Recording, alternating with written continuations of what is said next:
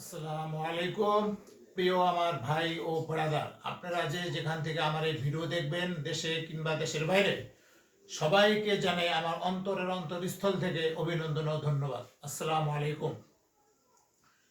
প্রিয় দেশবাসী, আমি এখন সংক্ষিপ্ত আপনাদেরকে কিছু কথা বলবো। আমি জানি আপনারা সবাই জানেন, দেশবাসী জানে, সারা বিশ্বের মানুষ জানে, তারপরও বলছি।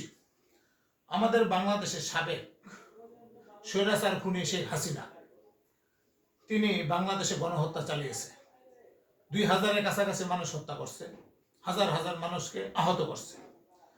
তাকে বাংলাদেশ থেকে বিতাড়িত করা হয়েছে, ভারতে পালাতে যেতে বাধ্য করা হয়েছে। বাংলাদেশের প্রত্যেকটি মানুষ রাস্তায় নেমেছে।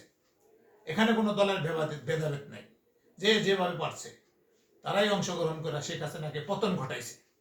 আমি বলতে চাইছি যে বাংলাদেশে স্বৈরাচার খুনি শেখ হাসিনা বিচার যখন আদালতের মাধ্যমে রায় হয়, ফাঁসির রায় কার্যকর করা হয়, ফাঁসির রায় দেওয়া হয়, ঠিক এই ফাঁসির রায়ের বিপক্ষে বাংলাদেশে কোথাও কোনো জায়গায় আমি দেখিনি, বাংলার মানুষ দেখেনি যে একটা ছাত্রলীগ, যুবলীগ, স্বেচ্ছাসেবক লীগ, কৃষক লীগ, কুত্তা লীগ, মুজা লীগ, জুতা লীগ, কোনো লীগ বাংলার মানুষের আশেপাশেও দেখেনি, বাংলার মাটিতে দেখিনি, বাংলার আড়ে গাড়ে রাস্তাঘাটে কোথাও নামেনি। অথচ এদের জন্যই শেখ হাসিনা গণহত্যা চালাইছে, দোসরদের জন্য। হাসিনার দোসর যারা, হাসিনাকে যারা সাপোর্ট করে, হাসিনাকে যারা সঙ্গ দেয়, তারাই হাসিনা দোসর। অথচ এদের জন্যই বাংলাদেশে গণহত্যা চালিয়েছে, রাজতন্ত্র টিকে রাখার জন্য হাসিনা গণহত্যা চালাইছে। অথচ হাসিনা দোসররা আজ হাসিনার পাশে খাড়ায়নি। দেশে রাস্তাঘাটে কোথাও হাসিনার পক্ষে হাসিনার দোসররা নামেনি।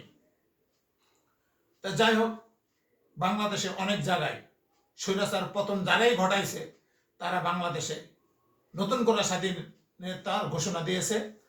হাসিনা পতনের মাধ্যমে বাংলাদেশে অনেক জায়গায় মিষ্টি বিতরণ করা হয়েছে, একে অপরকে মিষ্টি খাওয়ানো হয়েছে। আমি বলবো, বাংলাদেশে প্রবীণ নেতা শেখ মুজিবুর রহমান 1975 সালে 15ই আগস্ট যখন নাকি শেখ মুজিবুরকে হত্যা করা হয়, তখনও বাংলাদেশে অনেক জায়গায় মিষ্টি বিতরণ করা হয়, মিষ্টি একে অপরকে খাওয়ানো হয়। আল্লাহ পাক যাকে সম্মান দেয়, সারা বিশ্বে সব জায়গায় সম্মান দেয়। আল্লাহ পাক যার কাছ থেকে সম্মান কেড়ে নেয়, তার ঘরের ভিতরেও তিনি সম্মান পায় না। আমাদের বাংলাদেশে আরেক প্রবীণ নেতা, কোরআনের পাখি, ইসলামিক চিন্তাবিদ, ইসলামিক স্কলার দেলাওয়ার হোসেন সাইদি, তাকে মানবতা ফেরিওয়ালা হিসাবে চিহ্নিত করে, তাকে মানবতা অধিকারের চিহ্নিত করে, তাকে রাজাকারের তকমা দেওয়া হয়। অথচ এই দেলাওয়ার হোসেন সাইদির হাত ধরে অনেকে মসজিদের ইমাম হয়েছে, মসজিদের মুয়াজ্জিন হয়েছে, অনেকে কোরআনের হাফেজ হয়েছে। তাকে নির্মমভাবে 17 বছর জেল খাটায়। যাই হোক, তার বিচারের মাধ্যমে সমাপ্তি ঘটে। তাকে যেভাবে হোক আদালতের মাধ্যমে তাকে ফাঁসির রায় দেওয়া হয়। সেই রায়ের বিপক্ষে বাংলাদেশে রাস্তাঘাটে অনেক জায়গায় দেলাওয়ার হোসেন সাইদির পক্ষে, কোরআনের পাখি দেলাওয়ার হোসেন সাইদি, যারা কোরআনকে ভালোবাসে, যারা দেলাওয়ার হোসেন সাইদিকে ভালোবাসে, যারা আল্লাহ রসুলকে বিশ্বাস করে, তারা রাস্তায় নেমেছিল।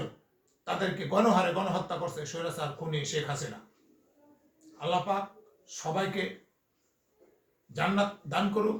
যারা ইসলামিক চিন্তাবিদ, ইসলামকে ভালোবেসে যারা জীবন দিয়েছে, আল্লাহ রসুলকে ভালোবেসে যারা রাস্তায় জীবন দিয়েছে, তাদেরকে আল্লাহ পাক বেহেশত নসিব করুক।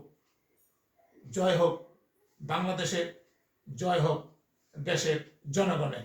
নিপাত যাক স্বৈরাচার খুনি শেখ হাসিনা।